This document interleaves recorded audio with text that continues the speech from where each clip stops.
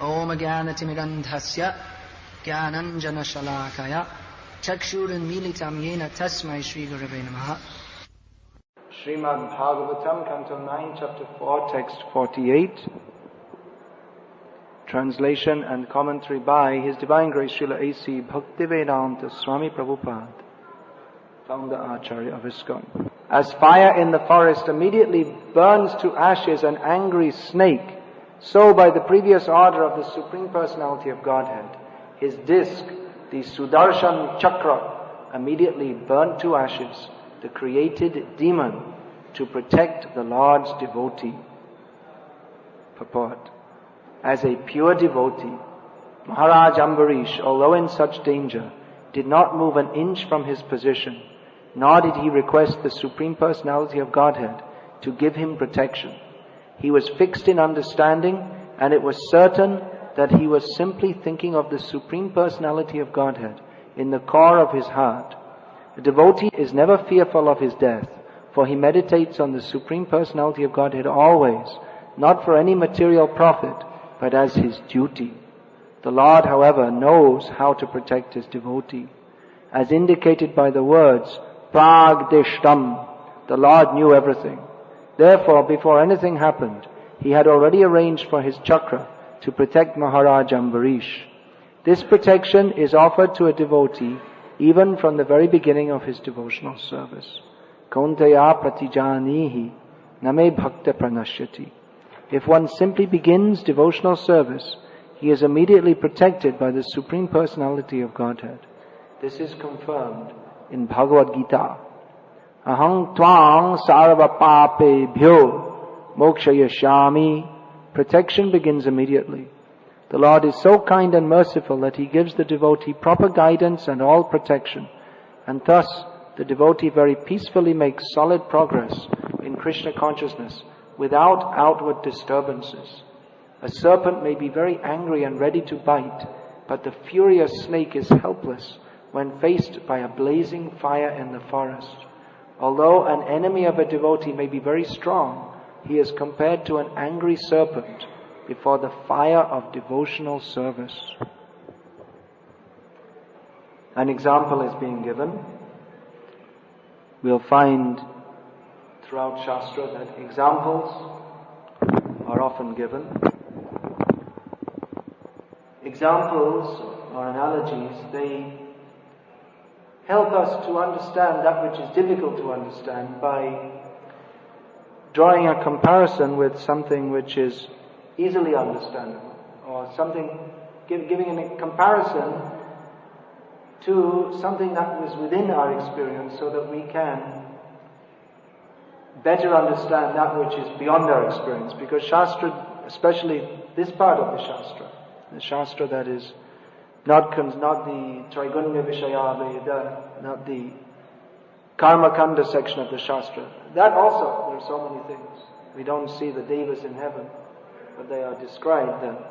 But especially this part of the Shastra, this is the Srimad Bhagavatam, which deals with that which is beyond Avam Manasa Gochara. It's beyond actually even description by words or understanding by the mind.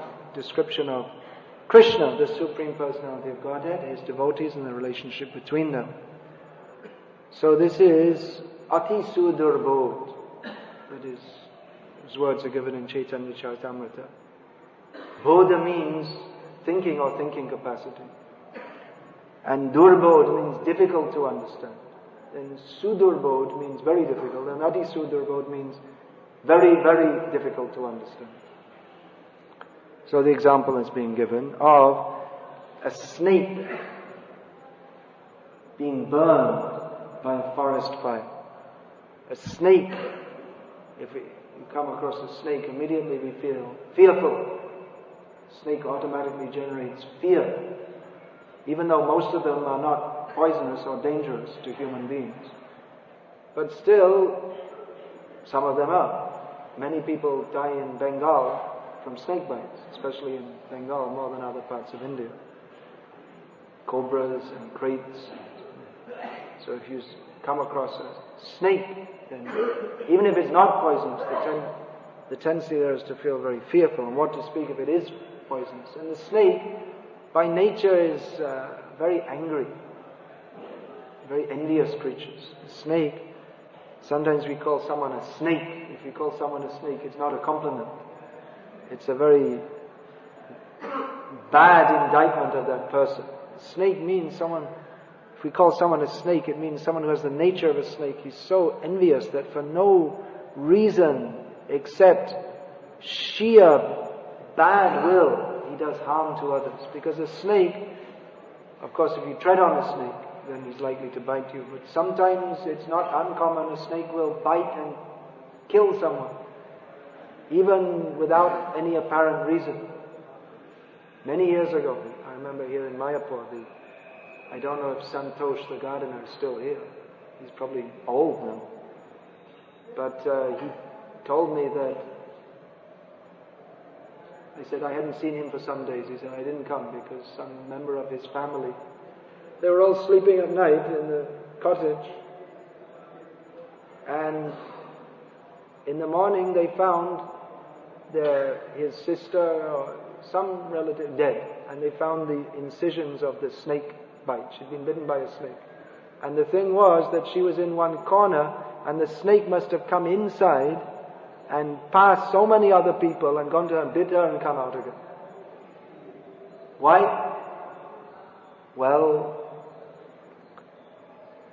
swakarma phala bhupuma. Everyone gets what's coming to them according to their karma. But that's one way of looking at it. Another way is that why should the snake do that? Why should he come inside? She's not doing any harm to him. Simply sleeping. But that's the nature of a snake. You can see even the eyes of a snake. Very envious. Certain creatures, snakes, crocodiles. If you see their eyes, even cats somewhat, their eyes are like that. Very envious look. Certain kind of eye. That's like as if there's fire inside their eye. The snake venom is said to be like fire, so they're always burning. And Prabhupada explained that in the Bhagavatam, comes in 7th canto. The snakes, they always like to go on the sandalwood tree because the sandalwood tree is very cool, whereas the snakes are always hot because they're burning with envy. They have so much hate. Whatever they see, they hate. Very envious creatures. So the example is given here, snake. If you come across a snake, then it's a very dangerous situation. But that very snake who is very dangerous, if he's caught in the forest fire, then he has no hope. He cannot escape. He has to burn. He himself who is ready to burn others with the poison, which if that snake poison comes in your body, you'll feel your whole body burning.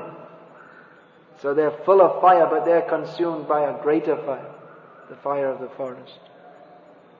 So in the same way, the example is being given, that the demon created by Durvasa Muni was destroyed by the Sudarshan Chakra. Demon created, what does that mean? How can a jiva create another jiva? Actually, he's not creating a jiva, but by his mystic power, he's able to bring into being a certain form which a certain jiva with a certain kind of karma is ready to enter that form.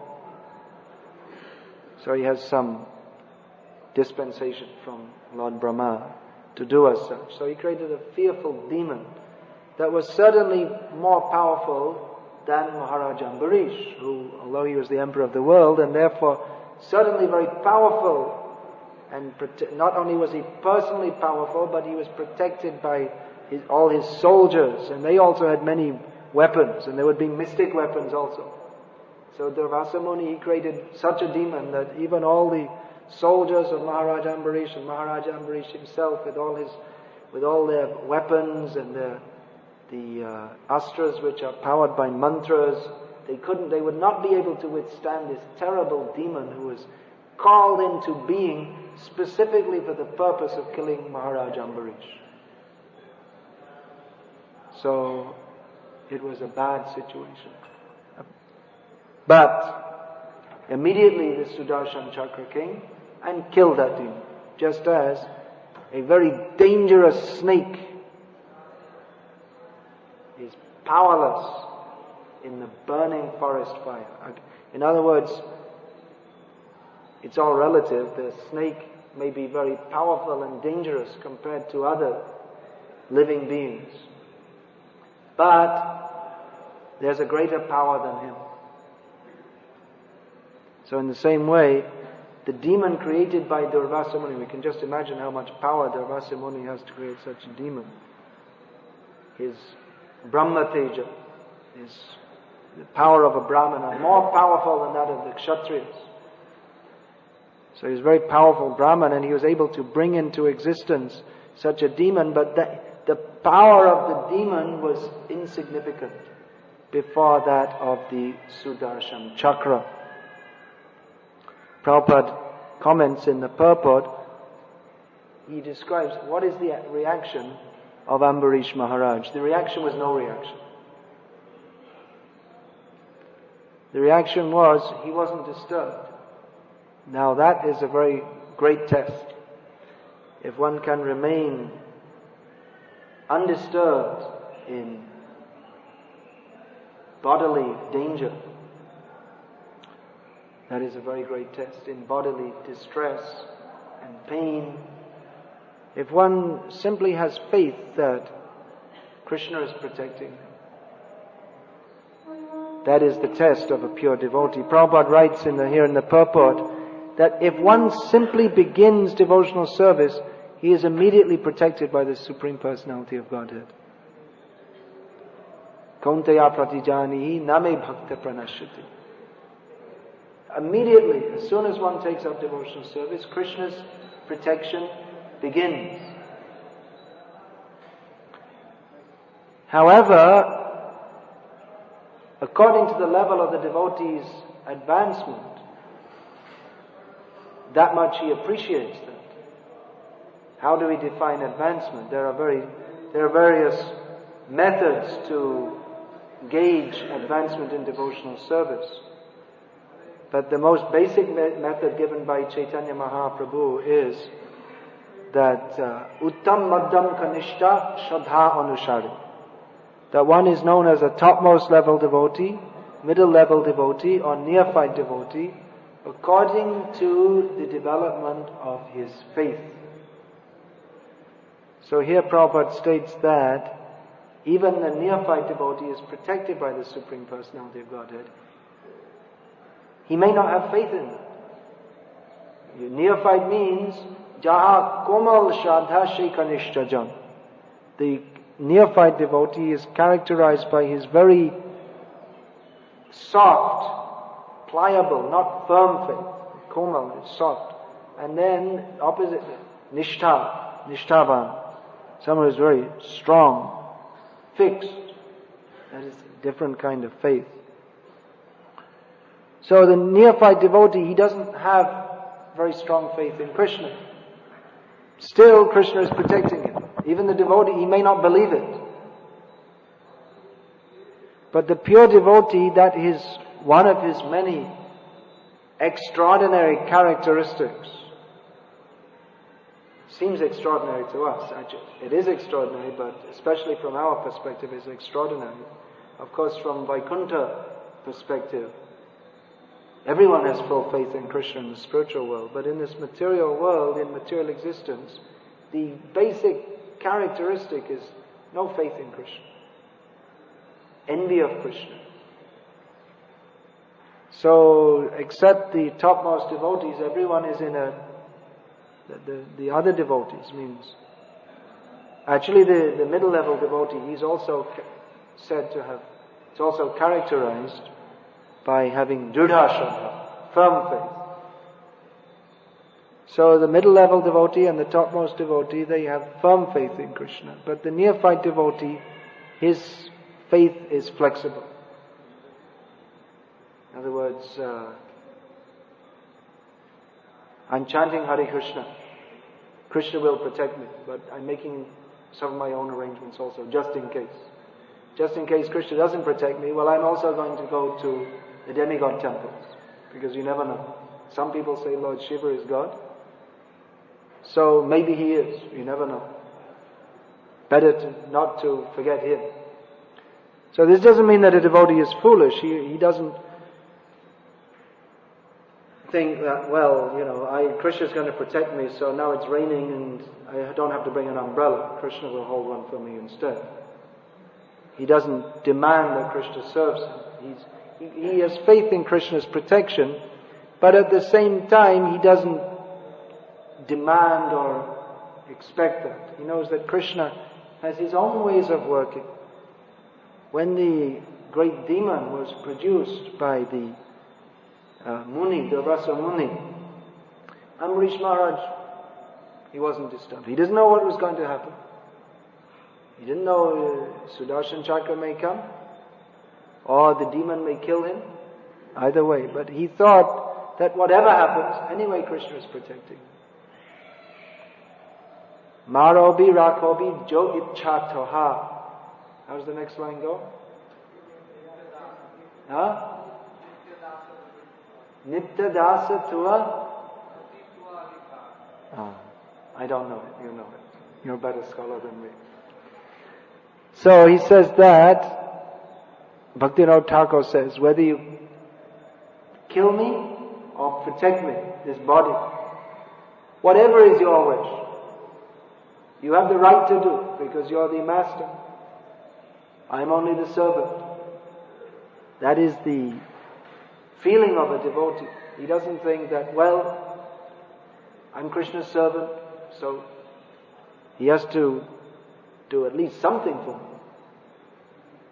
I'm serving him, so, you think at least he'd make some arrangement to pay my bills or something. I have so many problems.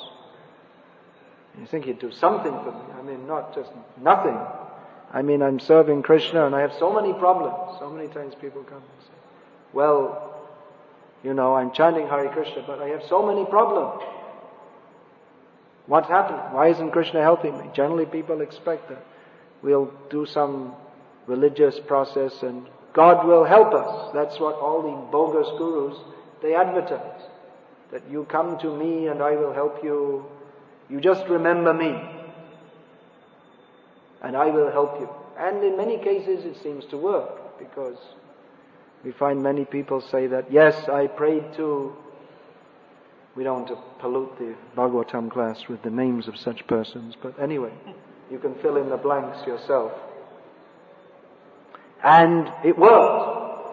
You see, I had so many debts, and then I couldn't do anything, and then I prayed to blip, and then all my problems were solved. That proves he's God, you see. I went to so many other gods, and gurus, and swamis, and they didn't work, and this one worked. So that proves he's God, because God's job is to help me. I'm the most important person, and God should help me. If there's any use to having God, then He should help me. This is a materialistic concept of religion. And it appears that such persons, they may have some such power given to them by Maya. We see that some bogus gurus, they become very popular. People go to them with material desires, and somehow it seems to work for them. So we can understand that through the agency of Krishna's external potency, He has invested some power in them for giving people material boons through some mystic process and misleading them and taking them to hell. So they're thinking, I'm being benefited. But actually, they're not at all benefited. They're more entangled in Maya by their so-called solving their material problems. And as a result of accepting someone who is not God as being God, or as a result of not accepting the proper acharyas or the proper path of devotional service, they are misled. So devotional service, or pure devotional service to Krishna, is of a different nature of religion than anything in this world. Sometimes people say, what religion are you? Hare Krishna. That even Prabhupada wrote when he entered at the Amritsar Golden Temple. So there's a visitor's book. You had to write your name and all these things. And when he said religion, Prabhupada wrote Krishnaite. Krishnaite. I'm a Krishnaite. So, from the external point of view, Krishna consciousness appears to be another religion. In fact, we are trying to be recognized. We are very anxiously licking the feet or maybe other parts of the body of mundane scholars and religionists and journalists and academicians and saying, please recognize us as a bona fide religion. Dear Mr. Meat-eating Christian, please recognize that we are not a cult, we are a bona fide religion. However, Krishna consciousness, as Prabhupada stated, you will find in the Science of Self-Realization, it is not an ordinary religion. It's not a religion in the ordinary sense of the term. And one journalist asked Prabhupada, what is this religion? Prabhupada said, Krishna consciousness is not a religion in the ordinary sense of the term. I'm paraphrasing. But it is a system of complete spiritual education. Religion is generally understood as a kind of faith.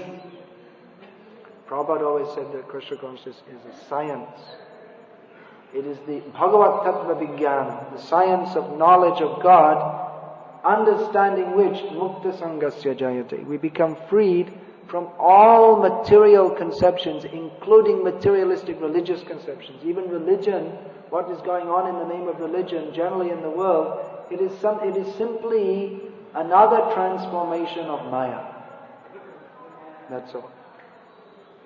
Prithivite joto kichu dharma nama chale bhagavata kahi taha paripurna chale. Prabhupada quoted this once.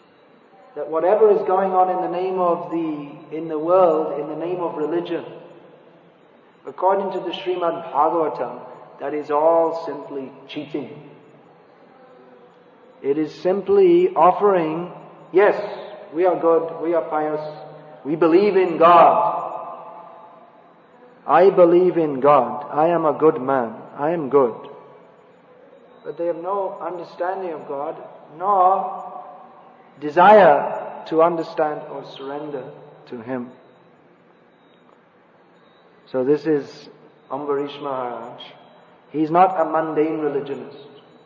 He's not complaining to Krishna that, you see, I perform this Ekadashi fast only for your pleasure. Ekadashi, that's called Haribasa, the day of Hari. One should observe Ekadashi for the pleasure of Lord Hari. So he'd done that. That day is dear to Lord Hari. So he'd done that. And now, at the end of it, due to no fault of his own, it seems, he'd done everything perfectly. But all of a sudden this problem came. First of all, Durvasa Muni came, and then he had to feed him. All right, very nice, very good. The great sage has come. We're very fortunate that you have graced our home on this auspicious day. But then he didn't come back, and then it's a problem. So what to do? What to do, what not to do? Drink some water. We did break our fast, and we didn't. We had to make some decision. We did something. So then there came another problem. You can never expect. Problems can come at any time, even if we're engaged in devotional service of the Lord. Problem came in the form of an angry Durvasa Muni, and that's really a problem. So he sent a big demon. It wasn't expected. But Ambarish Maharaj, he wasn't disturbed. Anyone else would be disturbed. What's going on? I'm doing my devotional service very peacefully, not harming anyone, and all of a sudden, now this big demon is there. Ambarish Maharaj, not disturbed. Knowing that whatever is happening, that is simply the mercy of Krishna. I don't understand. I don't have to understand. I'm a very tiny little being. Krishna is very great. Krishna is unlimited. The devotee's faith is that whatever Krishna does, that surely he has my best interest in mind. Even if to me, I can't understand, because Krishna, he knows what he's doing. That is the faith of the devotee. That certainly, avashya rakibe Krishna. certainly Krishna will protect me, even if it appears that he's destroying me. That is the faith, full faith in Krishna. That it seems that Krishna is treating me very badly, or treating someone else very badly. Why should he do that? How is it that Krishna is kind? How is it that he is good if he's putting his devotees into so much difficulty? But the devotee has firm faith that whatever Krishna does, then he knows what he's doing. I'm a tiny little being. What can I know? What is for my benefit? So if Krishna is arranging this, he's arranging to destroy me. Even I had so many plans. Ambarish Maharaj is serving Krishna, serving the deity in so many ways. He must have had so many plans for increasing the seva and organizing festivals and so many different things. But then Krishna, it appeared that everything is about to be finished suddenly. There doesn't seem to be any sense in that. But Ambarish Maharaj understood, because he has full faith, that Krishna's plan, that is supreme. He didn't lose faith. He kept his faith. And actually, Krishna, through the agency of his Sudarshan Chakra, protected him. But the devotee can understand that even if, in this circumstance, the demon created by Durvasa Muni had destroyed the body of Ambarish Maharaj, then Krishna still protected him. How? Because Krishna's protection, what does that mean? That Krishna is protecting his devotee from not being Krishna conscious. That is the actual danger. Losing the body, that you have to do anyway, sometime or other. But the real danger is forgetting Krishna. So Krishna protects his devotee, even though it sometimes may appear he puts his devotee into a situation where he may forget Krishna. Just like we have the example of Priyavrata, good brahmachari. Let me be a brahmachari. So Lord Brahma came and said, you're a very good brahmachari. You'd make a very good grihastha. We need you to rule the world. He said, well, maybe that's true, but I'm not going to do it. I'm going to be a brahmachari and remember Krishna and go back home, back to Krishna. No, later Lord Brahma came and he solved the whole thing. So it appeared that he was many years in Maya, but then ultimately, I have to remember Krishna. Same thing, Bharat Maharaj, he appeared to fall down. Practically he did fall down for some time.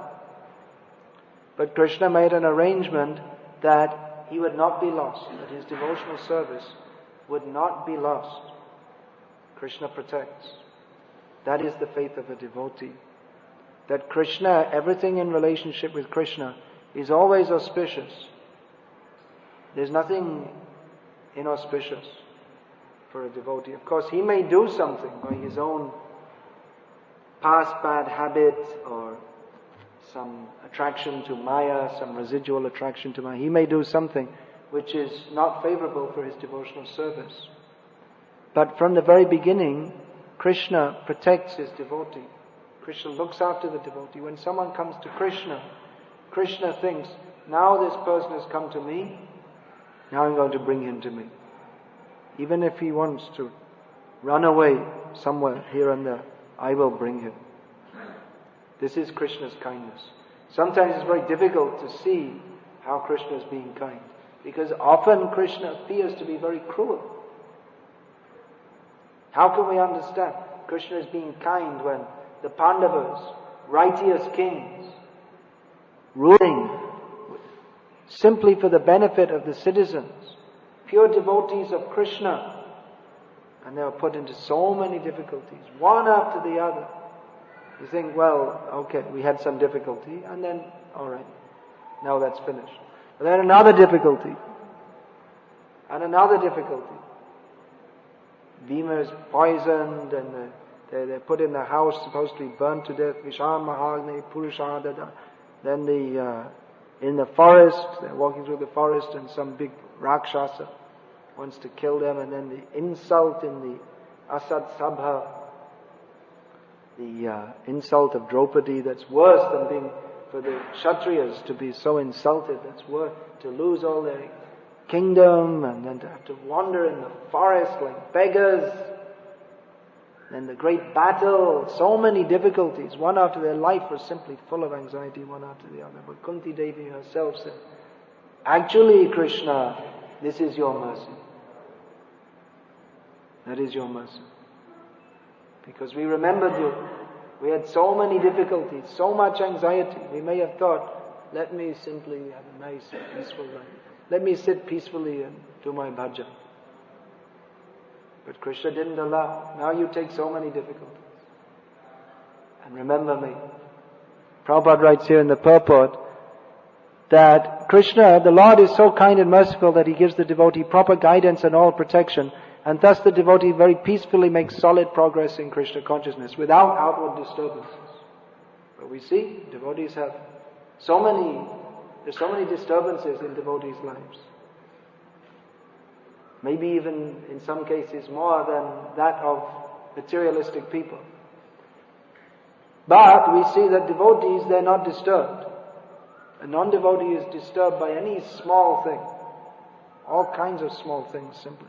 Actually the whole life of a non-devotee is simply small. He's just in a little tiny bubble. I, me and mine.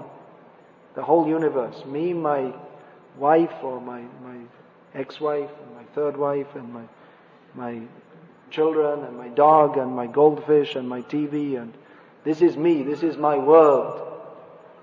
And he has so many disturbances. As a devotee, he's thinking of the welfare of all living beings. So many difficulties come upon devotees, especially those who try to preach Krishna consciousness. So many difficulties will come. Struggling in this horrible Kali Yuga. But a devotee is peaceful, just like you'll see, that's described in Prabhupada Lilamrita. Prabhupada struggles so much to get that Bombay property. And even what's in the Lilamrita is only a synopsis. There are so many other details which are not given and actually won't be given. Because there are so many underhand dealings. You can imagine some valuable property that there are so many underhand dealings. Anyone who knows anything about life in India knows that when you're talking about property transactions, then there are many nasty and all kinds of slippery things involved. So it was a very great struggle.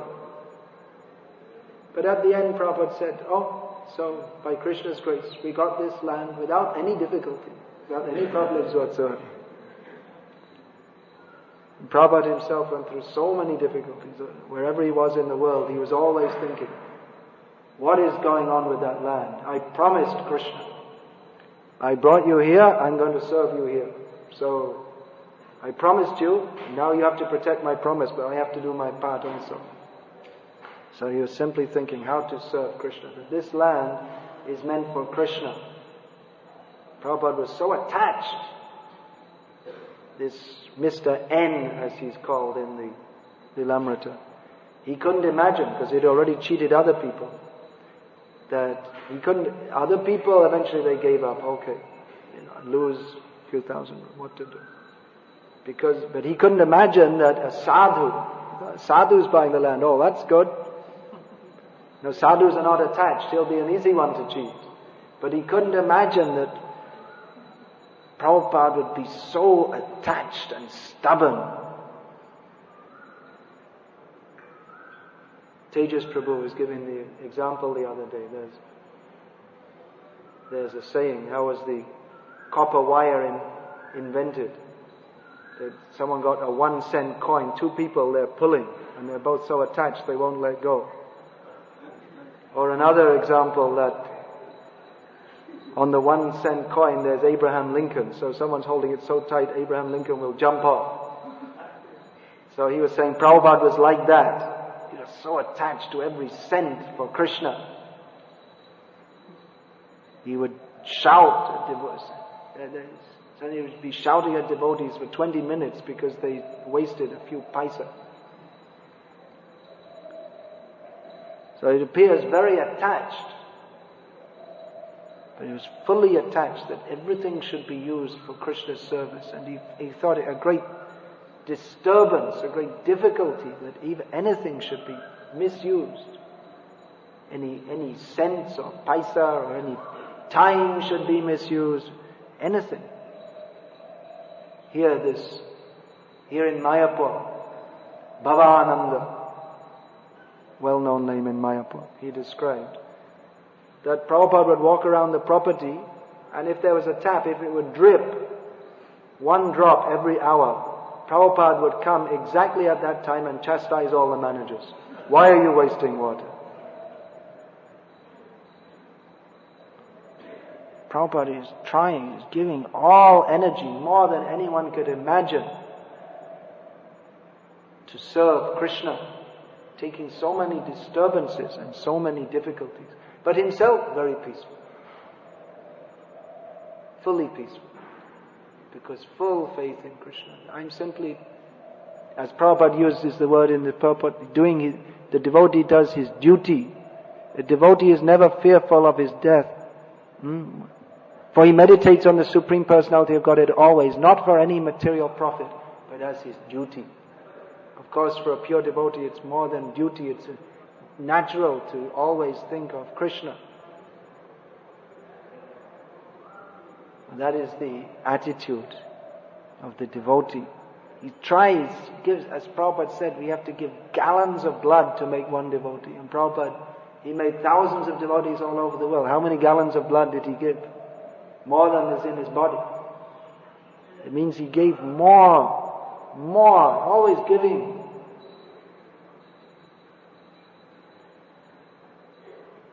So, you see here, we're talking about Ambarish Maharaj, but these qualities, all the qualities of the great devotees, Yasyasti Bhakti Bhagavati Kinchana Savari Gunais Tatra Samasate Suraha.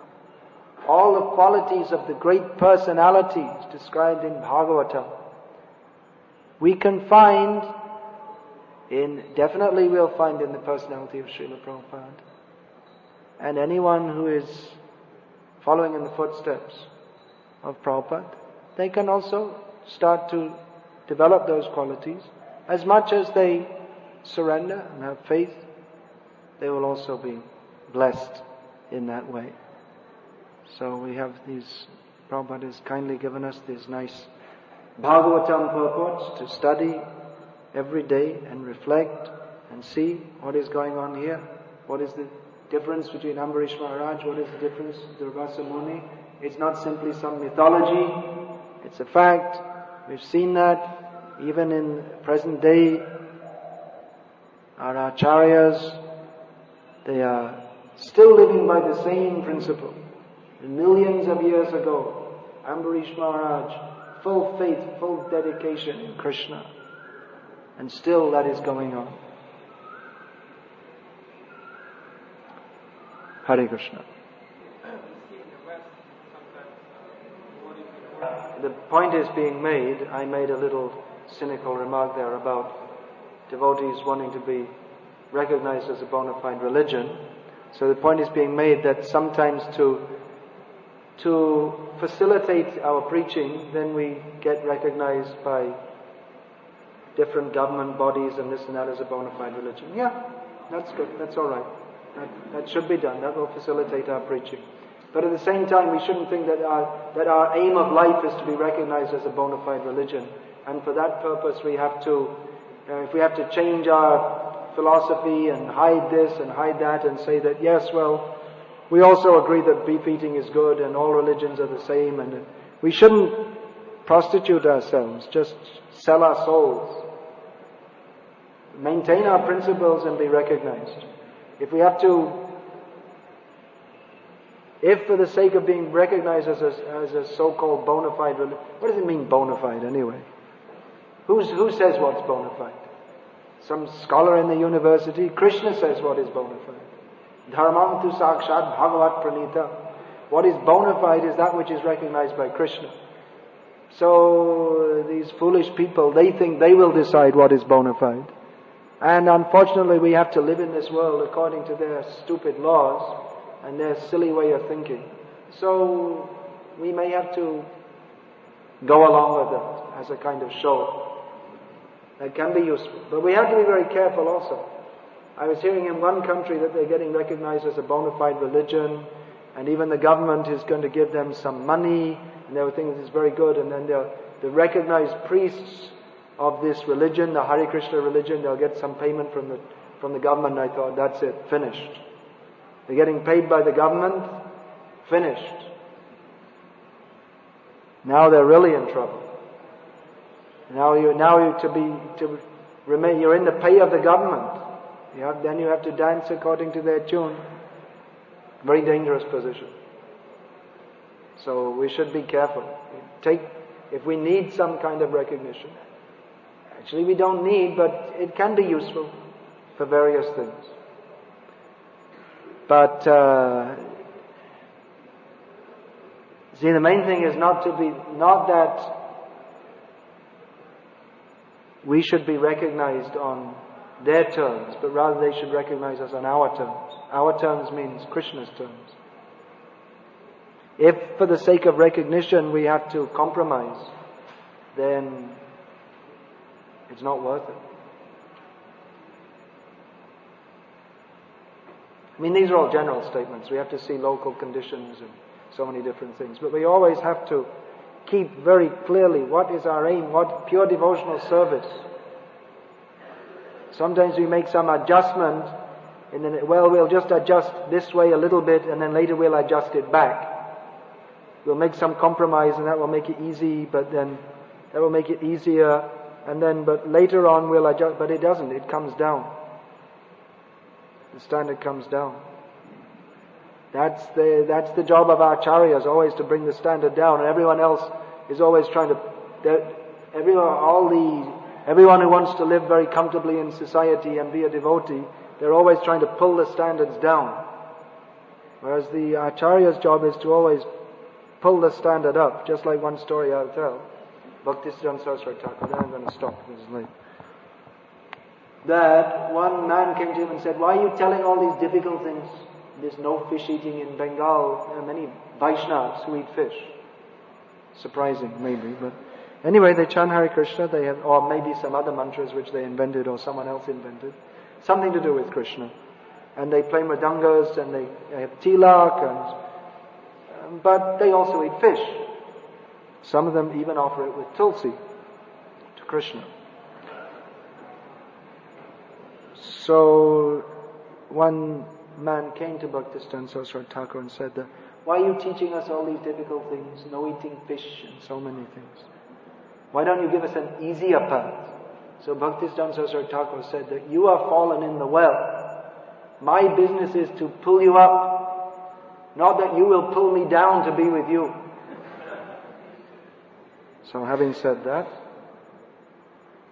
I'll say Hare Krishna and we'll finish here. Srimad Bhagavatam ki jai. Srila Prabhupada ki jai.